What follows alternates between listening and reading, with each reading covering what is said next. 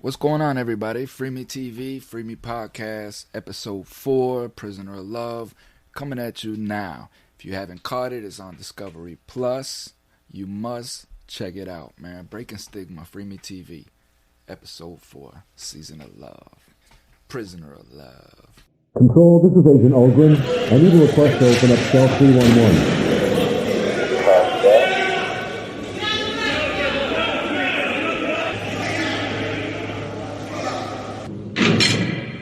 Free Me Podcast. Okay, so we cut back to the scene where Chelsea is outside waiting on Michael in the snow. And lo and behold, you see Michael coming out the gate, slow walking with a small little and run up to Chelsea and gave her a big old hug. And it was a nice little interaction. Michael obviously needed a ride home, and he couldn't get somebody else to come pick him up. Or however, I don't know. I'm still a little confused. I don't trust Michael. I really honestly don't. But he showed up. And as I said earlier, you always have to give everybody the benefit of the doubt. So he's proven his worth. He showed up at the gate. But we'll see where it's going. All I'm telling you is I'm not buying it. So now we got Alundra, right? We got Alundra that's going and meeting up with her friend Ty. And all I got to say is, man, where the hell are all these women at? I mean, Discovery, where you finding these women at for real, man? Because where the hell are the women at that just want to talk things through and understand things and come to solutions and stuff? I mean, where in the hell are y'all at? So Alundra's breaking down Bryce's life to her friend Ty. And again, she's making, I mean, you could tell that Alundra came from a well-balanced and well-structured family. There was probably some issues going on within her family, but you could tell that they handled those issues appropriately because Alundra has a good head on her shoulders, and she knows the recipe to success, when it comes to life. And she's trying to get Bryce to understand that, and show Bryce. And this is what she's explaining to her friend Ty, but at the same time, we always have to remember that Bryce has a lineage as well, and that lineage is passed down. Again, this is why I come down on the father, about the father saying, you need to go do your time and be a man and all this stuff here. Well, that's your son going to prison. What ownership and culpability do you have with your life about your son going to prison? That's why I don't buy that stuff about you telling your son, you go away and I can't do it. I can't go there and support you, but you be a man and go do you. That's bull crap. And the thing of it is that this is the lineage that Bryce came from, that way of thinking. So this is all he's known. That way of thinking is all he's known. Bryce has known since he was a child. So Alundra has to understand that as well. And she has to understand that you just don't change that thought process overnight. That takes a long time. Bryce was, I think, in his middle 20s. So you got to think that he's been making those type of decisions, for at least since he was 5 or 6 years old. We heard in the beginning that he was selling pills, at 8 years old. So, and whose fault is that? That's not Bryce's fault. Where was the father when he was selling pills at 8 years old? You know what I mean? And not once have I heard his family, his mom or his father, come out and take culpability for that and ownership for that. And that is what has to occur. If us America is going to break this continuous chain that we're doing, we have to understand our culpability as parents. The dynamic that Bryce and Alundra is under. One, Alundra has to understand that this is going to take time. It's going to take a lot of effort to show Bryce the errors of his ways and the errors in his thinking and the errors in his family's thinking and why, the whole lineage just ends up the way that it does. It's the same with my family. It's the same with me. So it's going to take that process, and it's going to take Bryce to trust Alundra to the point to where he can see the error of his family's ways and the error of how he was raised and brought up to think in a survival type mode. And that's exactly what that is. This is what Alundra is trying to explain to her friend when she says that Bryce was just day to day moving. That's survival mode. As I said, so many families we're operating out of survival mode. When you're in survival mode, there is no planning, there is no goals, there is none of that. It's just what you can get in that moment to carry us on to the next day to survive. In the end, the advice that Ty is trying to give to Alundra about you come first, and at the end of the day you have to realize that you come first. That message, that advice that I took from that is how I like to explain as my bubble. We have our bubble. This is our bubble. And that bubble is me and my queen and our offspring, our children. And that's it. That is our bubble.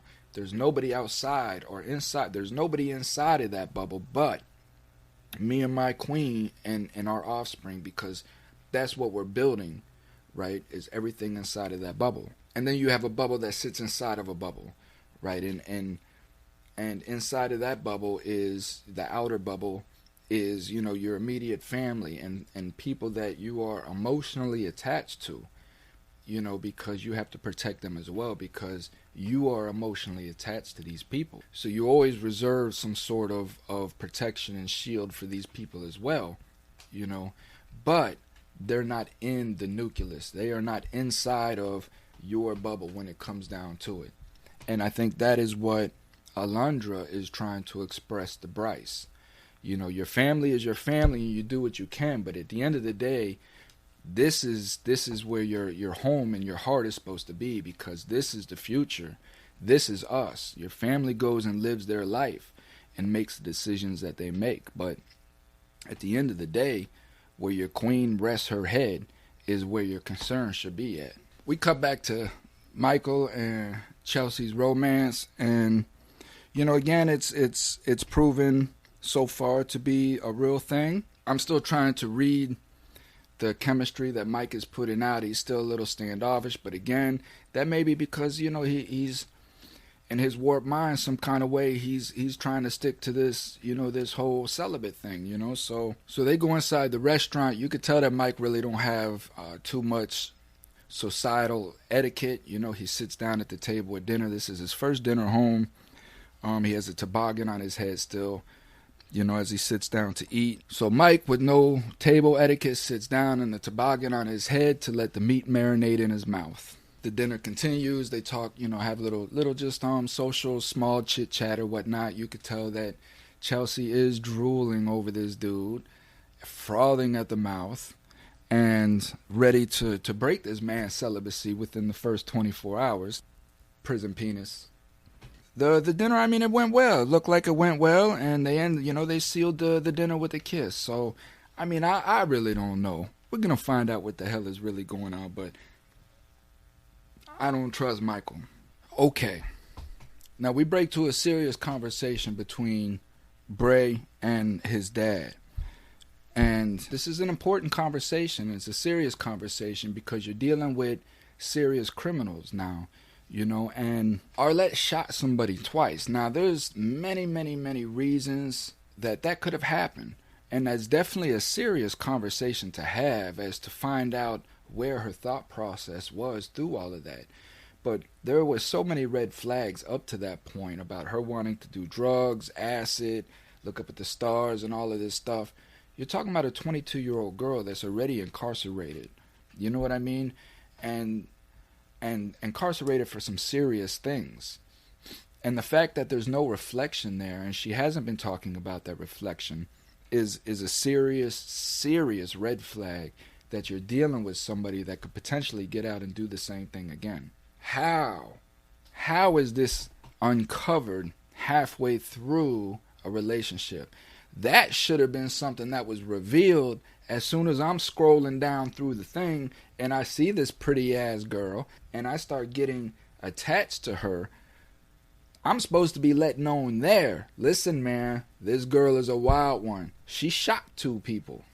At this point, Bray is just trying to make up reasons for Arlette to be a good person.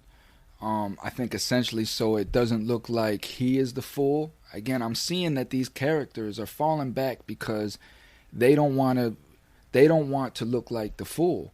But there was no thought process going into it that would prevent them from looking like a fool. They just went into these things blindly with no direction, no education, no knowledge. And now people are worried about looking like a fool. Right, what do you mean you want to stick up for Arlette, right, and tell your father that she's not that kind of person? Your last phone call, she was talking about doing acid.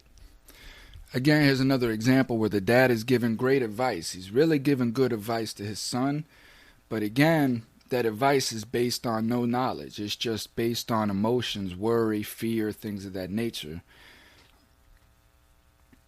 He tells it, he starts painting a picture in his son's mind about, well, what if Arlette gets angry? What's going to happen then? We don't even know if Arlette shot the person out of anger. It could have been out of self-defense. They could have been doing drugs together, and the person could have been trying to manipulate her or rape her or rob her or any one of those things, because she's a very attractive young lady. And I can rest assured if she is in that type of lifestyle where drugs are going around and being passed around, she probably has a lot of abuse in her life. We always have to understand the complexity of each crime and how it happened and where the person's thought process was at during that crime as it was being committed. You have to understand that, and if you have true intentions for Arlette, you have to have those inner workings, but that person has to be honest with themselves, and Arlette is far from that. She's far from being honest with herself. So I agree with the dad that it's time to cut ties with Arlette. Bray should have been out of there when she was talking about drugs. But we have to understand that this is a human being as well. Prisoners are human beings, and we're not just pretty people to hook up with and test things out with and see how things go. We're human beings as well. And not only are we human beings, but we're damaged human beings. I think this kind of goes into what some of Devin's mom was trying to say to Isa. And that was her way of protecting her son, is letting people know, like, listen, these people are damaged. And we don't need to keep damaging them by having them get attached to people who's going to abandon them and leave them because they're finding out things that they can't handle, because that's going to cause more damage to that individual. And it's going to make it even harder for him or her to trust anybody. So all of these have to be thought about before we even get into a prison relationship. Back to Chelsea and Michael. Chelsea lined up a pretty nice place for them to go stay in. Michael hit on some key notes, and a lot of his body language showed a lot of what we go through. It's hard for people to understand a real true prison environment of living in a bathroom with somebody for however many years. And everything is odd outside of that. It's abnormal for us. So once you reach a stage of incarceration to where you become institutionalized, you only know what that institution provides. Everything outside of that is abnormal. So to walk into a place with a big fireplace, big spacious rooms, is very overwhelming. It's very overwhelming, and we feel odd in that environment. We don't know how to sit or where to sit or just things of that nature, that only somebody that understands what that person is going through would be able to see those little subtle tweaks. They go through talking about changing clothes, trying on clothes, all of this. And I mean, I could be wrong. Michael seems like, I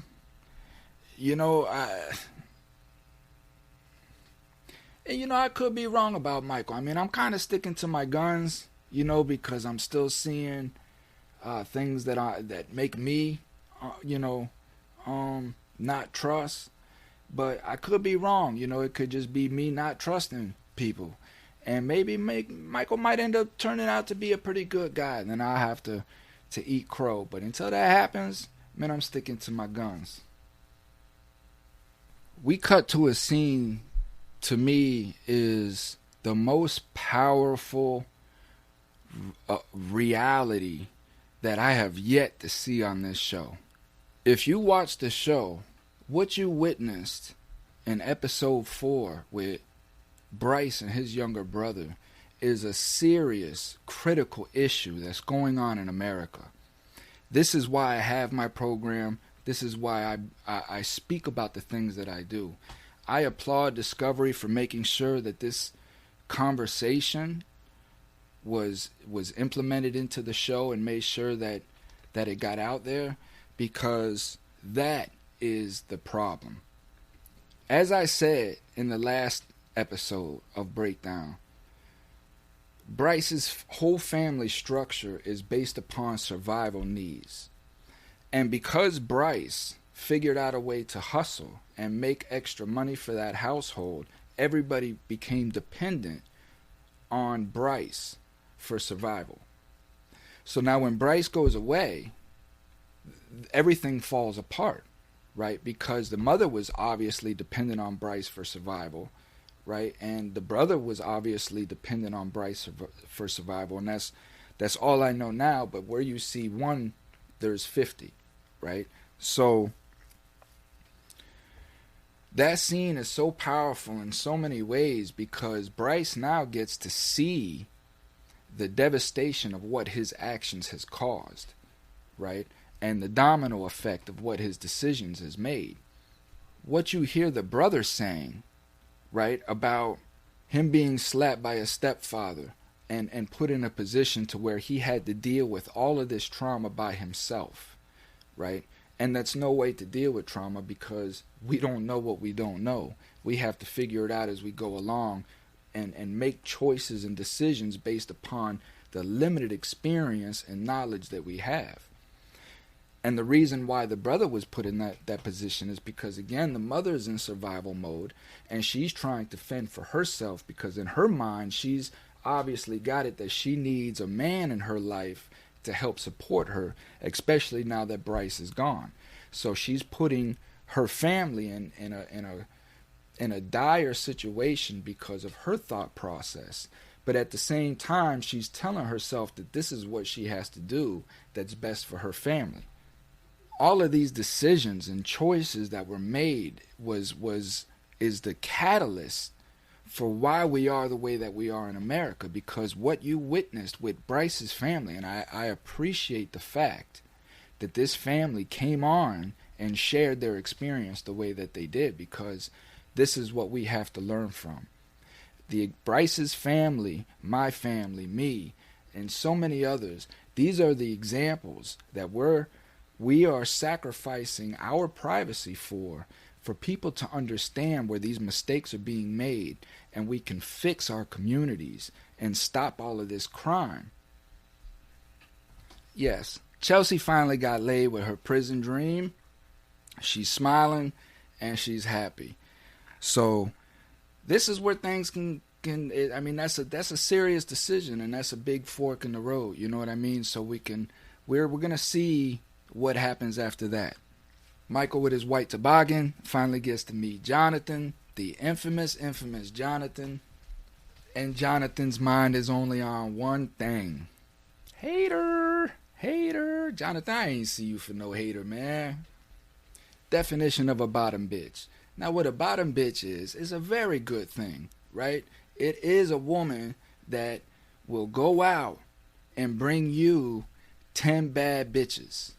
And that's what they say. One bad bitch will go bring 10 hoes. It's not a prison term, Jonathan. It's a pimp term. And if you run around the wrong corner, you're going to find out. You might be somebody's bottom bitch. Pluviophile. Pluviophile? Pluviophile. Pluviophile. not to be easily confused with pedophile. I do have a guilty pleasure. I found out years ago that I was a pluviophile. A what? Not a pedophile, a pluviophile. A what? Who? So now we're in the scene where Dexter meets Yolanda for the first time face to face via Zoom or via video chat, and I think that this relationship has the potential to be a winner because it seems that they're both being a little guarded, right? But there is the potential in both of them to want to kind of dive in. You could both sense, you could sense that both of them, are really feeling each other. But I think that it's out of desperation from both of them to want this to be a good thing. I haven't seen any signs of this relationship that I would say are red flags. Dexter had brought up the question about what is it that you want to do or things of that nature. He made a critical mistake there because if his worry is about his wallet, you shouldn't be bringing up things that involve your wallet. Again, because you know that these people are coming home and they really don't have much. So anything that you suggest, you're going to have to pay for. So if you're bringing up suggestions of what things people would want to do, Yolanda was just being honest when she says she wants to go to a live NBA game and she wants to do these things. There again, because the suggestion was brought to her, she felt like it was okay for her to be open and be expressive. And then Dexter got set back a little bit, because now she's talking about, him doing big things with her. Again, you have to be careful what you ask for. We switch back now to another. I mean, this show is really getting deep, man. It really, really is, because it's exposing a lot of reality, man, that's going on within these families of these incarcerated people that are coming home. So we switch back to Bryce and we switch back to Alundra. And the dichotomy that they're in now, again, is because of Ethan, which is Bryce's younger brother, coming and exposing what the family had went through when Bryce has left. Now, the way that Alundra is presenting this, right, first and foremost, when Bryce is expressing himself, you see Alundra kind of just getting tired or frustrated because she already knows, as she expressed, that Bryce's family is sucking him back in. What Alundra has to understand is this is his family, and he's very emotionally tied to that. And that is a sever that you just can't, just stop. That's not something easy like that when you've been doing it your whole life. So it's Alundra has to educate herself on how she gets Bryce to see the errors of his ways. You see what I'm saying? By just pointing out, you see, this is how your life went this way because your family keeps making these decisions and it pulls you in and such. And versus just telling him or chastising him or making him feel like he has to choose, which what Bryce came out and said that is very mentally draining. At the end of the day, this is a man that just came home from prison and he's trying to get his life back in order or find his life. And it's very hard to do because now he's in the middle of a tug of war, right? This is what we don't want. We do not want to put these people in a tug of war where they feel like they have to choose. It all has to come together. Bryce's family has to understand that he's a family man now and that he has a wife and a potential growing family. And that's what comes first. And Alundra also has to understand that, yes, right, he is responsible. What Bryce is saying is true. He is responsible for his family structure because Bryce made decisions that hurt his family. Bryce knew that his family was dependent on him, and he didn't find a way legally to support that family. So it is Bryce's responsibility at this point to help his family as much as he can by showing how a leadership is. So Alundra is right what she's saying, but she's taking the wrong approach. Bryce is right in what he's saying, but he's taking the wrong approach. And this is where the toxicity is occurring at. We're witnessing the beginning stages of how relationships become toxic, right? Especially when it comes to ex-offenders. So what Bryce again has to understand is he does have a responsibility, and he has a responsibility to his younger brother Ethan, because if he cares about his brother and he wants his brother to be productive, right, he has to show that, because his brother has delegated him, like most families, as his role model. So Bryce has to understand that and show his younger brother how to be productive and how to be a man of your family.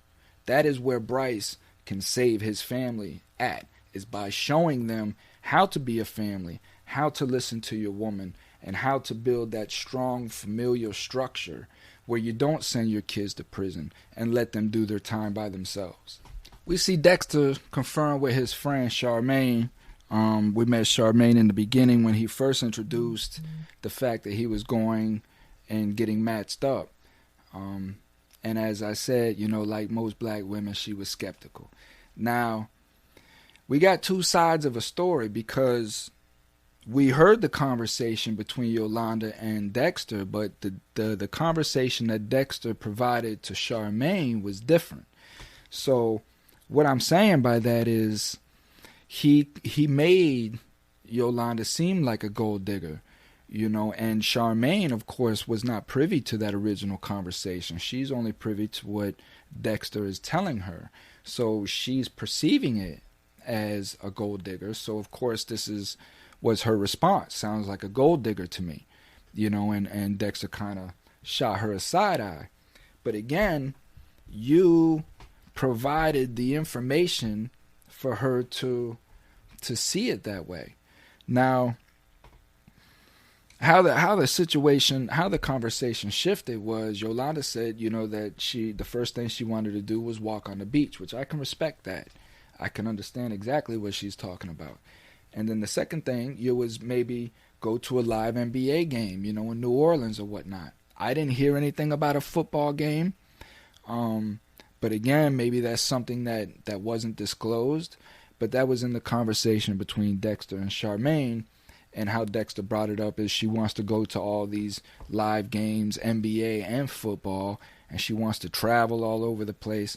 That really wasn't what was discussed. So I think there was an unfair advantage in that conversation, I feel Dexter, and I understand Dexter, right? In the sense that a lot of his issues with relationships, I could see already, is he indulges a lot of information. He gives out a lot of his personal self, right, early in the relationship, in hopes that people will feel sorry for him or want to attach themselves to him, and he's giving out way too much.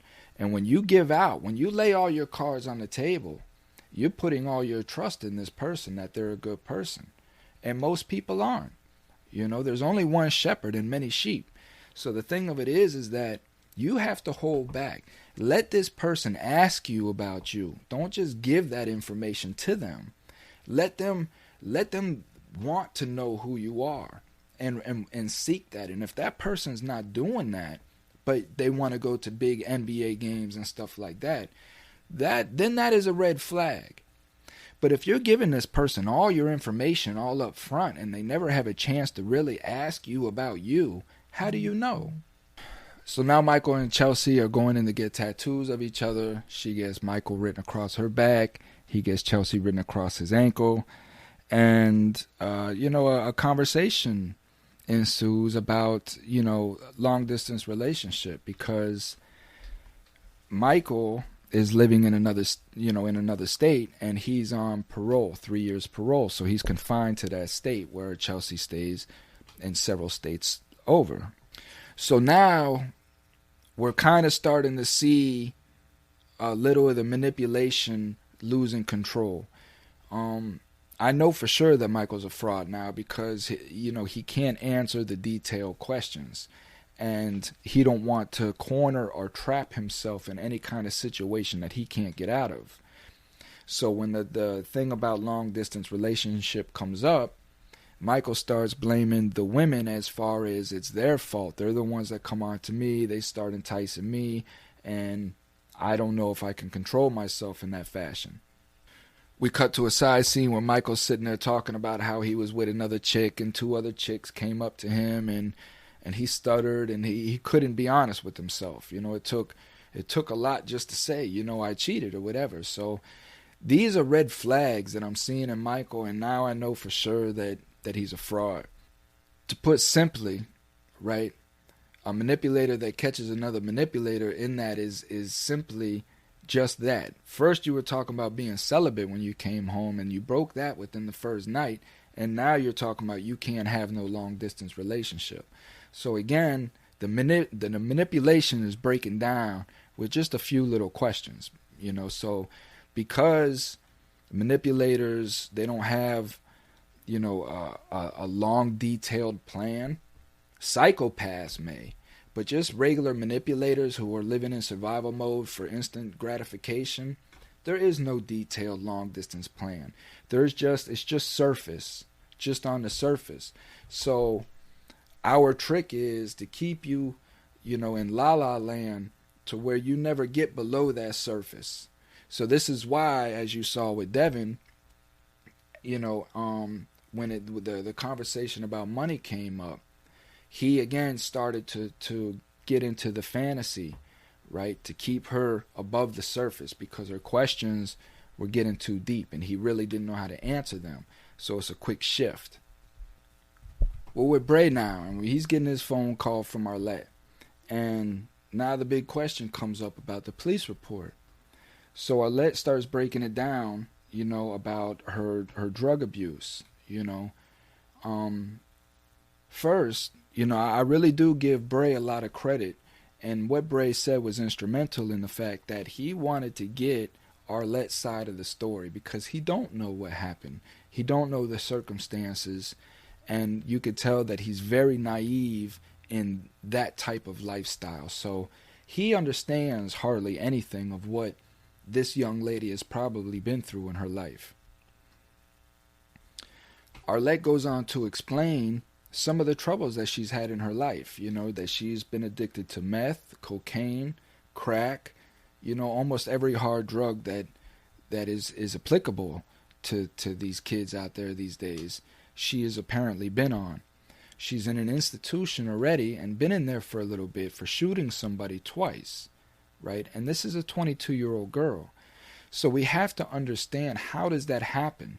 How does that happen in America, that a 22-year-old girl can be addicted to all of these drugs and shoot somebody twice and go through an institution and still not have enough schooling or education within that institution that she's been confined to see the errors of her ways? From what I'm hearing out of Arlette, this is just a girl who has no ownership of or understanding of the chaotic life that she's leading, right? All she knows probably is that she's in a situation she has no idea how to get out of, and she's just going to continue that until something happens. Welcome to America, the land of the free. We cut to another critical scene, man, and these scenes are unfolding within this series, man, that is something that I've never seen before. Now, I've never seen any of these other prison shows, and maybe I should, but what I'm seeing unfold in front of me is so profound and it's so touching to me because this is what America needs to be exposed to. And I'm so glad that I'm witnessing this here and that I'm here to bring this to you so that America hopefully can see my shows and understand exactly what we go through, right? The scene between Arlette and Bray's phone call is very important, again, because Arlette is unfolding, you know, the crime that took place. And again, as me being in that lifestyle, I can completely understand what she's saying. And again, her mindset. Bray had a choice to make. And Bray made the correct choice in getting out of there. And I really appreciate how he went about it. But again, you could hear the pain and letdown in Arlette's voice, because this is something that she hears all the time. And what hope is she going to have? You know what I mean? What hope is this young lady going to have coming out of this institution with those type of crimes, knowing that as soon as she starts getting emotions, right, for somebody and they find out that they abandon her? These were all issues that were supposed to be put up front. Arlette's fault in that, again, is just not expressing it from the beginning. Listen, this is my crime. This is what I've done. You know, I'm trying to change. I need help changing, you know, such. But it's really a critical thing because, again, let's not lose sight of the fact that this is a 22-year-old girl, you know. Now, me as a kid, I've never seen girls shooting at people or doing the things that these girls are doing today. It was unheard of when I was a kid, you know. Where are we going as a country? Where are we going? So this is the ending scene now. So we get to the end of this crap with Michael, right? And Chelsea's romance. Now, again, all the manipulation of the game is starting to come out. He's tripping over himself and saying things that he said differently before. You know, now he don't want to be that guy. Now I don't want to be that guy, that cheater guy. I don't want to cheat on my girl, says the guy that cheated on his girl. So again, all of the red flags are there, but I think that Chelsea's so caught up in the prison peanuts that she's just not seeing these red flags, you know, but they're there. So that's it, man. Bop, bop, bop, bop, bop, bop. That's it. 4 down. Next is 5. Stay tuned, man. Discovery Plus, Prisoner of Love. Breakdown, Free Me TV, right here. Peace.